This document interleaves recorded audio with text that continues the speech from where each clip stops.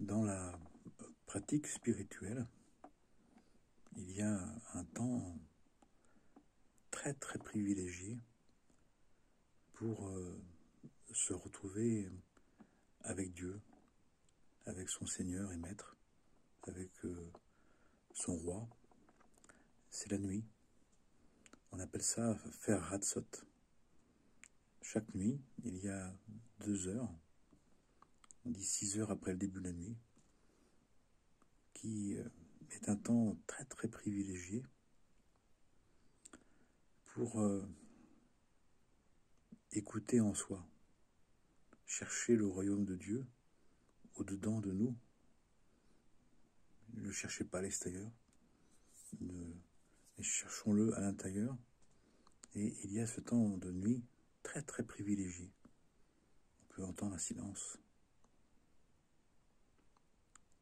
Et ce silence, il est impressionnant. C'est pour ça aussi que c'est des moments qui peuvent être très difficiles ou douloureux pour les personnes insomniaques, dépressives, qui ont des mal-être. Parce que c'est un moment où nous pouvons écouter des vérités profondes, écouter un enseignement du cœur, un enseignement de notre âme. Dans ce temps, dans ces 2 heures, il y a l'enseignement que nous sommes. Il y a des vérités profondes qui remontent, mais qui peuvent tellement être différentes de ce que l'on croit, de ce qu'on nous a fait croire, de ce qu'on nous a dit, que c'est un temps qui peut être assez perturbant et qui justement peut être même angoissant. Mais en même temps, parce qu'il est fort, parce qu'il est intense, parce qu'il nous rappelle l'essentiel, parce qu'il nous ramène à notre essence, à des grandes profondeurs. On pourrait dire, pour donner une image, que c'est comme d'être en contact avec nos forces cachées de l'âme, ce qu'on appelle en psychologie l'inconscient. Mais dans les enseignements spirituels, on nous parle des forces cachées de l'âme. Et comme dans les temps dans lesquels nous sommes, pas mal de monde témoigne que on dort mal, on n'arrive pas vraiment à dormir, on se réveille, on aimerait se rendormir, mais au même moment, il y a comme un appel, puisqu'on nous dit que pendant ces 2 heures, pendant ces 120 minutes, les mondes se rapprochent, le monde d'en haut et le monde d'en bas se rapprochent, se retrouvent. C'est comme 2 amants qui la nuit se retrouvent, et avec toute la passion, avec toute la ferveur qui peut nous animer. Donc c'est un temps qui est très très privilégié pour écouter en nous. Mais écouter en nous, c'est d'écouter un mystère, d'écouter parfois un inconnu, d'écouter une interrogation. C'est de se laisser descendre en nous, de creuser notre intériorité et d'entendre des questionnements, un sens à la vie qui n'est pas forcément celui que l'on montre au quotidien, la journée, parce qu'on essaie de se conformer, on essaie d'appartenir au monde, mais on peut vivre dans ces 2 heures une proximité au divin, un rapprochement avec notre véritable nature. Et ça, c'est merveilleux. Mais ça veut dire aussi que ça peut être un peu bousculant, un peu déstabilisant. Parce que la vérité avec soi-même, la vérité de soi-même, notre véritable nature, on peut en être un petit peu éloigné. Parce que finalement,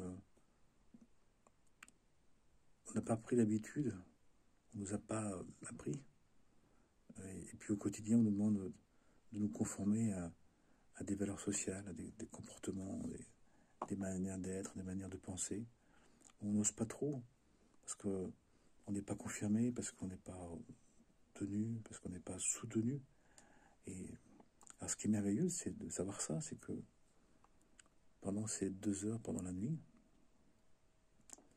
c'est un moment où on peut être soi-même avec soi-même, et qu'on peut être soi-même devant Dieu. Au point même, si on le peut, si on s'autorise, si on ose, c'est de parler à Dieu, à notre Créateur, comme on veut, de lui dire ce que l'on veut, et en particulier de lui dire ce qu'on a sur le cœur, et aussi ce qu'on a dans le cœur. Et souvent, commençant par dire ce qu'on a sur le cœur, les contentieux, les questionnements, les agacements, les tensions, les mécontentements, les frustrations, on peut rentrer dans le cœur. Et là, dans le cœur, eh bien, si on prend le risque un peu d'écouter dans le silence son être, son cœur, on peut découvrir des trésors. On va découvrir une dimension de notre être, une qualité de notre être qui peut vite nous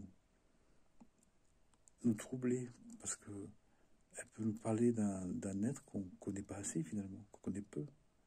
Toute la journée, notre âme divine, elle laisse la place à l'âme naturelle, ce qu'on appelle aussi l'âme animale, ou le moi, l'ego, avec toutes ces représentations, ces idées, ces besoins de s'affirmer, ces besoins de faire comme il souhaite. Mais pendant ces 2 heures, eh bien, c'est un temps où notre âme divine peut vivre son état profond, son état naturellement divin, dans l'incarnation, dans le corps, dans la matière, dans l'incarnation, dans le monde. Et ce sont des pratiques qui ont toujours été pratiquées dans les monastères, chez les saints hommes et saintes femmes, dans les écoles initiatiques, dans les écoles des mystères. Mais là, maintenant, ça nous est disponible. Et une des grandes manières de se régénérer, de retrouver son intériorité, de retrouver quelque chose de ses profondeurs, de son êtreté, de sa très grande intériorité, eh bien, c'est de prendre ce temps. Alors, ça peut être un temps dans le grand silence de la nuit. Le monde enfin dort et nous laisse tranquille. Puis on peut prier, soit en silence, mais aussi on peut prier librement, parler avec Dieu. Il est dit que nous avons la parole justement pour parler avec Dieu, pour parler de Dieu, pour parler avec le prochain du divin, pour témoigner.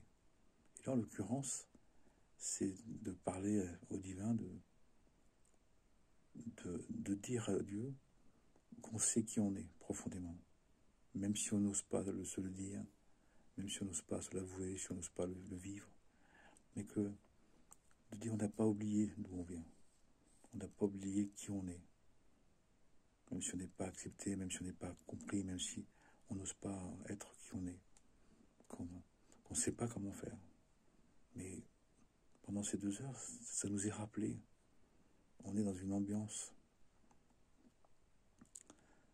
spirituelle qui permet à notre âme divine de se rassasier, d'être réinsufflée de sa vérité, de sa véritable nature, de ses profondeurs. Et je trouve que c'est une très bonne nouvelle et que c'est un moment privilégié soi. Et l'on dit que la source de la parole, la source du verbe, c'est justement le silence.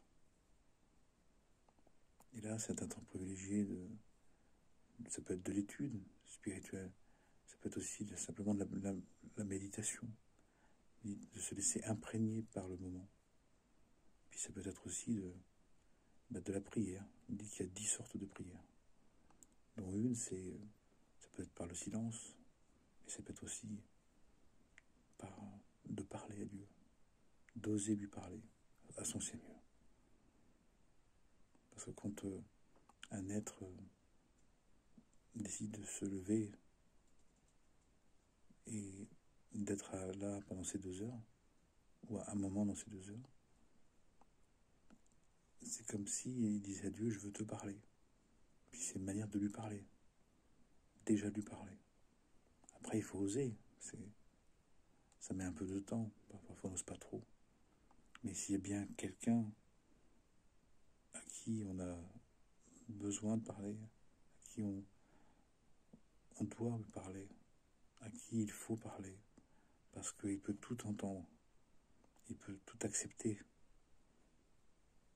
nos erreurs, nos fautes, nos péchés, nos questionnements, nos espérances, nos désirs, nos questionnements, nos interpellations, tout, on peut tout lui dire. À lui, on peut tout lui dire.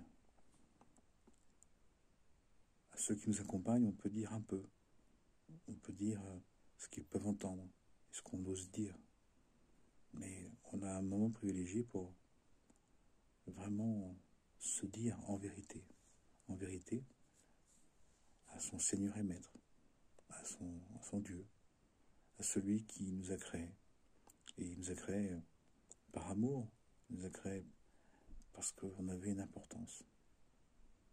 Et pendant ce temps de Hatzot, ce temps de la prière de nuit, eh bien, c'est un moment où, dans le silence, on peut entendre la voix de son âme, la voix de l'âme divine, la voix de son être profond, de son être authentique, si on veut, si on souhaite. Surtout si on est réveillé, surtout si on n'arrive pas à dormir, surtout si on est empêché de dormir. Parce que ces empêchements-là, justement, c'est peut-être un appel. Peut-être que sans le savoir, notre âme divine nous appelle et souhaite qu'on écoute dans le silence la présence divine. Et en l'écoutant, à un moment donné, on peut avoir ce qu'on appelle un épanchement du cœur. On peut avoir envie de dire, de se parler, de se dire devant Dieu et de dialoguer. C'est une possibilité.